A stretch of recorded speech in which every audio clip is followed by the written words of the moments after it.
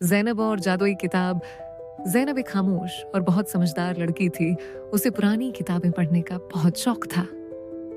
एक दिन लाइब्रेरी के कोने में उसे एक अजीब चमकती हुई किताब मिली। किताब पर लिखा था, सिर्फ साफ दिल वाले ही इसे खोल सकते हैं। ज़ैनब ने आहिस्ता से किताब खोली और अचानक पूरा कमरा सुनहरी रोशनी से भर गया।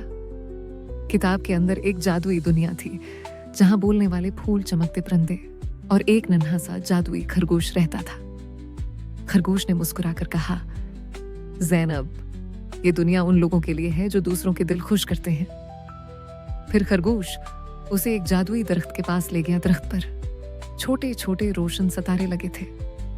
खरगोश ने बताया, हर बार जब कोई अच्छा काम करता है, ये दरख्त और ज्यादा रोशन हो जाता है। अगले दिन ज़ैनब ने एक गरीब बच्ची की मदद की। रात को उसने ख्वाब में देखा कि जादुई दरख्त पहले से ज्यादा चमक रहा है। ज़ैनब खुशी से मुस्कुराती। सबक, नेकी हमेशा दुनिया में रोशनी फैलाती है।